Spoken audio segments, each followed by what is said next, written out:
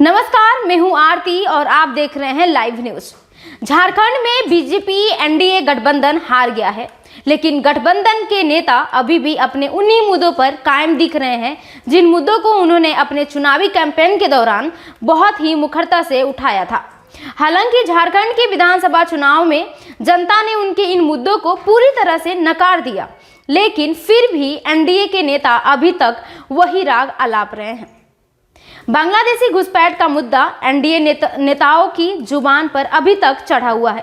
ताजा मामला झारखंड के पूर्व मुख्यमंत्री और जेएमएम से नाता तोड़ बीजेपी में शामिल हुए चंपई सोरेन ने जोर देते हुए कहा कि सरकारें आएंगी जाएंगी, लेकिन ये मुद्दा हमेशा हमारी प्राथमिकताओं में शामिल रहेगा। झारखंड में बीजेपी की हार के बाद आखिर क्या बोले चंपई सोरेन, आइए जानते हैं विस्तार से। पहले हम आपको बता दें, चंपई सोरेन झारखंड के पूर्व सीएम हैं।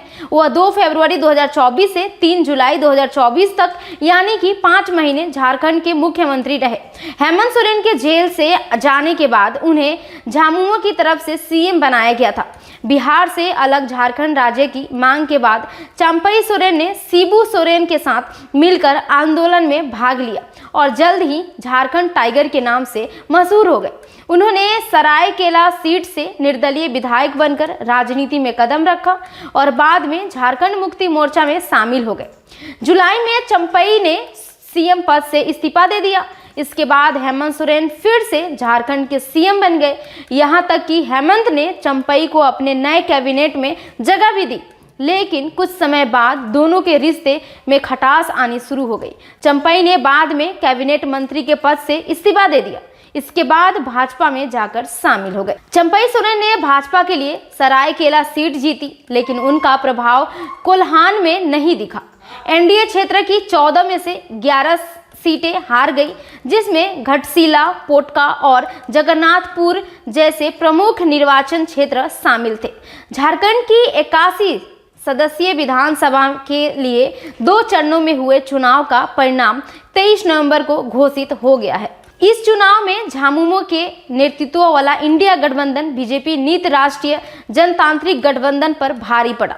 इंडिया ब्लॉक ने 56 और एनडीए ने 24 सीटें जीती, जबकि झारखंड लोकतांत्रिक क्रांतिकारी मोर्चा के खाते में 1 सीट आई।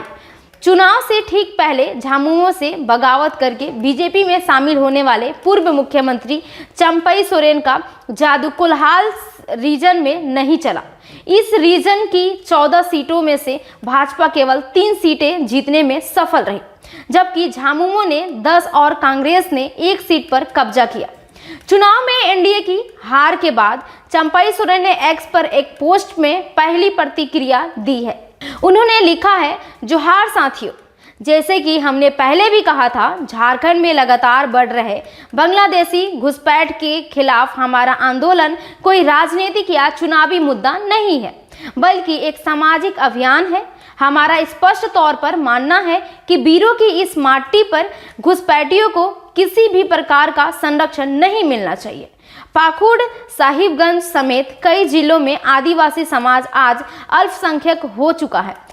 अगर हम लोग वहां के भूमि पुत्रों की जमीनों और वहां रहने वाली बहु बेटियों की समस्त की रक्षा ना कर सके, चुनावी गहमा गहमी के बाद वीर सिदो कान्हू, चांद भैरव एंड वीरांगना फूलो झानो को नमन करके बहुत जल्द हम लोग संस्थाल परगना की वीर भूमि पर अपने अभियान का अगला चरण शुरू करेंगे।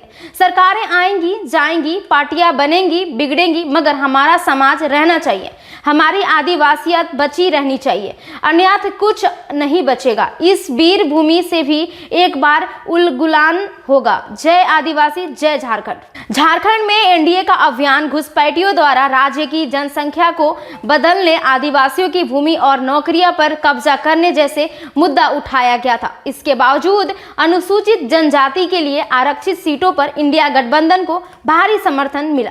भाजपा ने झामुमो के पूर्व नेता और 6 बार के विधायक चंपई सोरेन को पार्टी में शामिल करने के बाद आदिवासी सीट पर जीत को लेकर उन पर अपनी उम्मीदें लगा दी थी।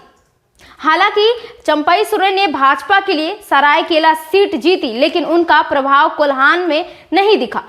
एनडीए क्षेत्र की 14 में से 11 सीटें हार गईं, जिनमें घाटशिला, पोटका और जगन्नाथपुर जैसे प्रमुख निर्वाचन क्षेत्र शामिल थे। पोटका में पूर्व केंद्रीय मंत्री अर्जुन मुंडा की पत्नी मीरा मुंडा जेएमएम के संजीव सरदार के हाथों 27,902 वोटों के अंतर से चुनाव हार गई। इसी तरह चंपई सोरेन के बेटे बाबूलाल सोरेन झामुमो के रामदास सोरेन से घाटशिला में 21,974 वोटों से हार गए। जगन्नाथपुर सीट पर पूर्व मुख्यमंत्री मधु कोड़ा की पत्नी गीता कोड़ा कांग्रेस के सोनाराम सिंकू से 7,383 वोटों से हार गई। जामताड़ा सीट पर जेएमएम के संरक्षण शिबू सोरेन की बहू सीता सोरेन कांग्रेस के इरफान अंसारी से 43,676 वोटों से हार गई। पूर्व मुख्यमंत्री रघुवर दास की बहू पूर्णिमा दास साहू जीत हासिल करने वाली एकमात्र भाजपा वीआईपी उम्मीदवार रहीं। उन्होंने कांग्रेस उम्मीदवार अजय कुमार को 42,871 वोटों के अंतर से हराकर जमशेदपुर पूर्वी सीट जीती। ऐसे ही खबरों से अपडेट जानने के लिए बने रहिए हमारे साथ। मैं हूं आरती और आप देख रहे हैं लाइव न्यूज़।